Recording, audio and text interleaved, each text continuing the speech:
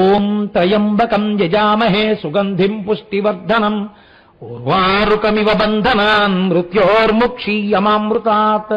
దోసపండు విడిపోయినట్టు విడిపోమని చెప్పింది.